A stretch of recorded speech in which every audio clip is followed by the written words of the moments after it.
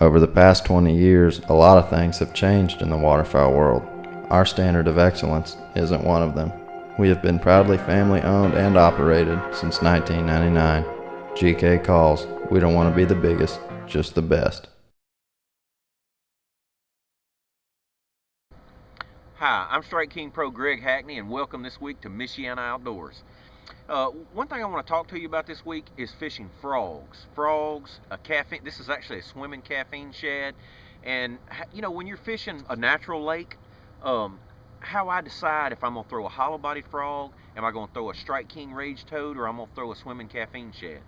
Um, Probably out of all the baits out there, honestly, the Strike King sexy frog is my favorite. But there are situations when it is not the right bait.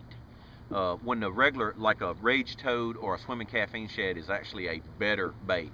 And how I decide that is, I find for me personally, a hollow-bodied frog like the KVD sexy frog, I use more as a target bait.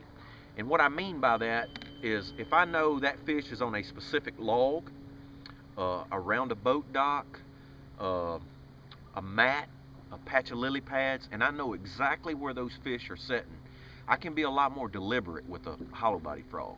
And I can fish it slower, I can fish it fast, but it's really, to me, a target oriented bait when I know right where the fish are. Now, if I'm fishing a big grass bed and it's a situation where there's scattered pads and grass and the fish could be over a large area, then I prefer either a Strike King Rage Toad or a Swimming Caffeine Shad. I rig both baits the same way. I like my Hack Attack Heavy Cover Straight Shank Hook. I like the 6/0 version in the Rage Toad because it is a big, heavy piece of plastic. The Swimming Caffeine Shad is not as thick, so I like to go to a 5/0 hook. And I'm basically just Texas rigging it, and I like it where I can just barely mash the plastic and I can feel the hook point on the other side. And I rig the Rage Toad the same way. The deal with these two pieces of plastic, either the Rage Toad or the Swimming Caffeine Shad, I'm able to make long casts and cover lots of water. Where when I'm throwing the hollow-bodied frog, I'll have a tendency to fish slower. It slows you down. You just can't cover as much water with it. So when these fish are scattered, I don't know exactly where they are. A lot of times I will use either the Rage Toad or the Swimming Caffeine Shad to find the fish that I will later on catch on the hollow-bodied frog. I use it as covering water. I can fish a clean bank with this.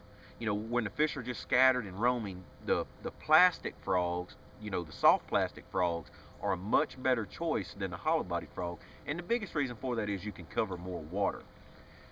There's a certain situation, certain times of the year when, by far the fish prefer these baits. I find a lot of times, like right after the spawn, I really prefer the regular soft plastic versions of the frog or the Swimming Caffeine Shad over a hollow body frog. Those fish are getting in a certain mindset. The other deal for it, 100% of the time I throw both of these baits on braid. I throw my hollow body frog on braid. Normally for me, the hollow body frog I throw on 65 because I'm not throwing as far. They're violent hook sets. I like 50-pound braid actually better on the Rage Toad or the Swimming Caffeine Shad because I'm throwing a lot farther.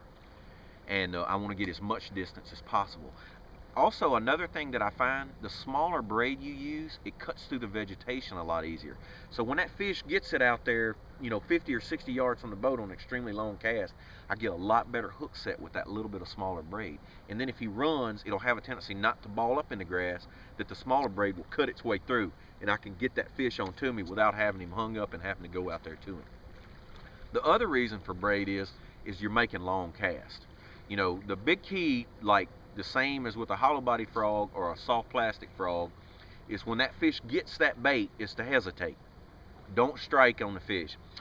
I'll try to hold my rod in a position like this when I'm winding either the Swimming Caffeine Shad or the Rage Toad, and I try to keep my pole in a position where I cannot set the hook, because it's human nature. When you see that bite, you'll want to jerk. But the deal is, what I like to do is be in this position where I can't swing and I'm winding.